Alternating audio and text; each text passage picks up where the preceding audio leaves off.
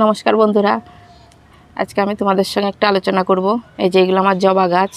তো জবা গাছটা তোমরা দেখছো, এই গাছটা কত সুন্দর গাঢ় সবুজ ভাব হয়ে আছে পাতাগুলো, আর এই গাছটা একবারে হলুদ ভাব চলে এসেছে। তো তোমাদের বাড়িতে যদি জবা গাছ পাতাগুলো এই ধরনের হলুদ হয়ে যায়, তো কি পরিচর্যা করে গাছের পাতাগুলো বেশ সুন্দর করে নিতে পারো তোমরা, সেই বিষয়ে আজকে আলোচনা করছি। তো ভিডিওটা তোমরা দেখো।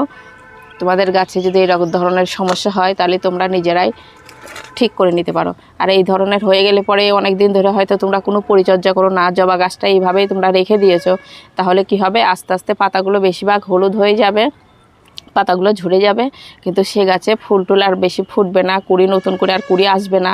তো কি পরিচর্যা করে আমি এখন এই গাছগুলো ঠিক করে নিতে পারি, তো ভিডিওটা তোমরা দেখো।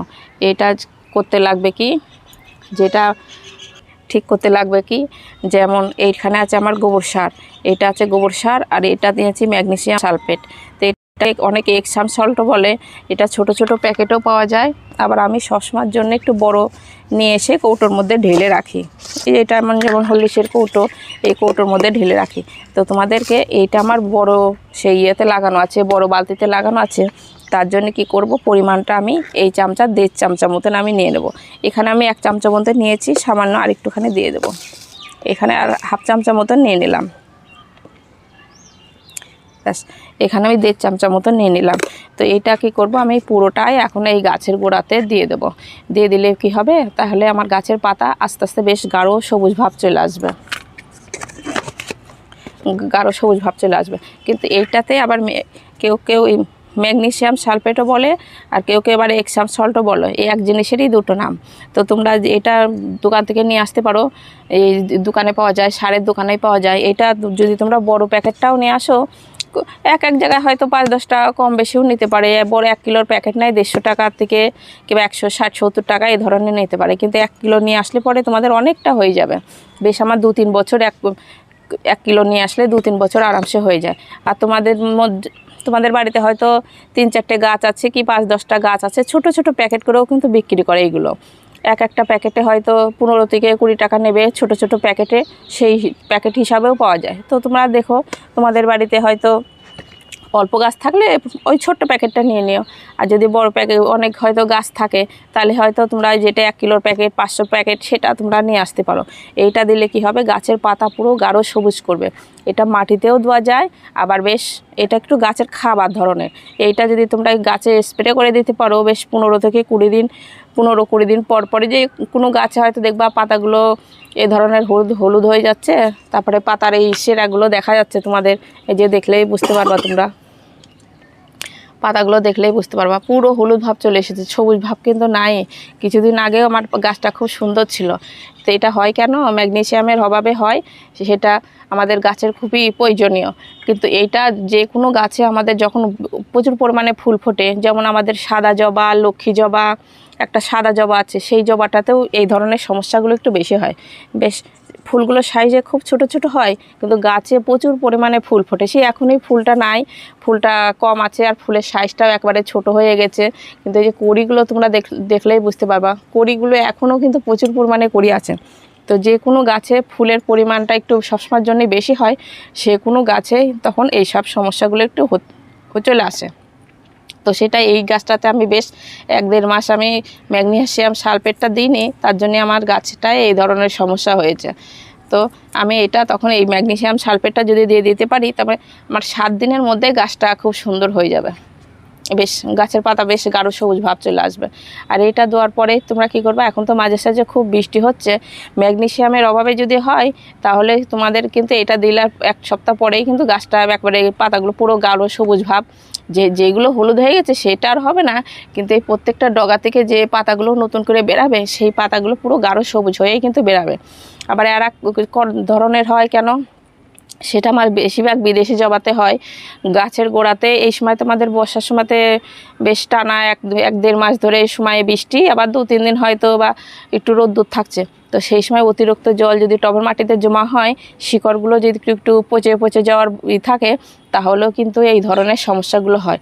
কিন্তু সে নিজেরা একটু দেখে নিও যে তোমাদের টবের মাটিতে কি একটুখানি সামান্য একটু খুঁড়ে দেখে নিবা, একটা সেই নেমাটোডের একটা পোকা হয়, সেটা হলেও কিন্তু গাছের পাতা এই ধরনের হলুদ হয়ে যায়, আস্তে আস্তে সব পাতা ঝরে যায়।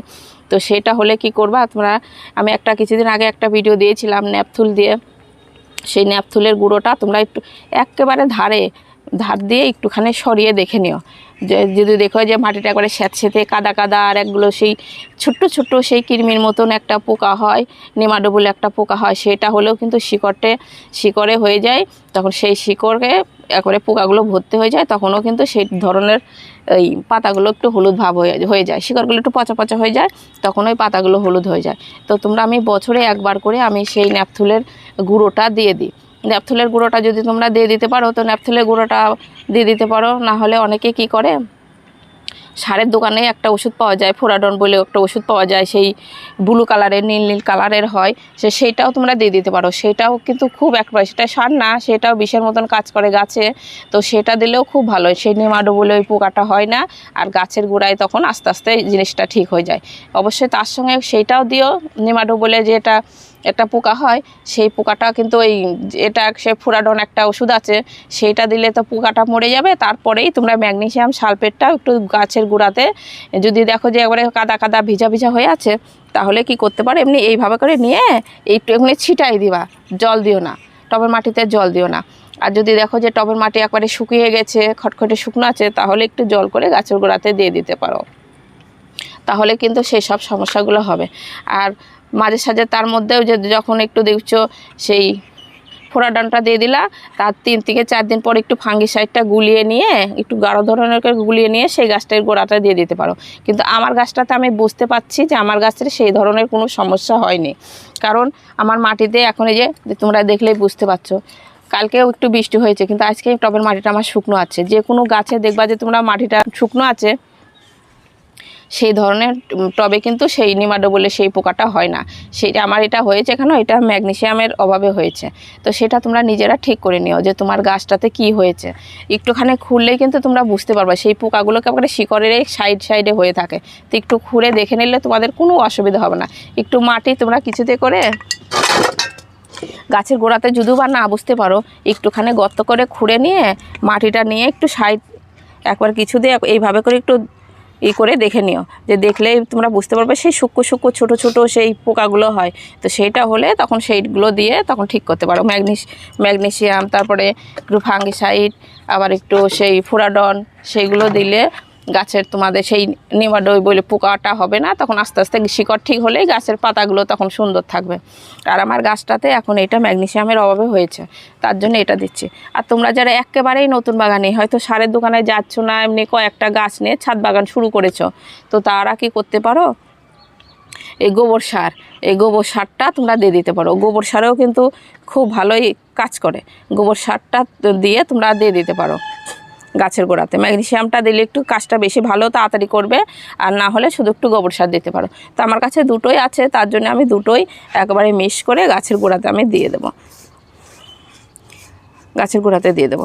এইটা আমি যে দিলাম, তারপরে আমি কি করব, একটু ওই ম্যাগনেসিয়াম সালফেটটা 1 লিটার জলে 2 থেকে 3 গ্রাম নিয়ে আমি ঝিকিয়ে নিয়ে গোটা গাছে স্প্রে করে দেবো। সেটা কিন্তু যে কোনো খাবার একটু তোমরা সকালের দিকে দিও, আর যেমন ফাঙ্গিসাইড কীটনাশক আমরা দিই সেটা তোমরা বিকালে দিও।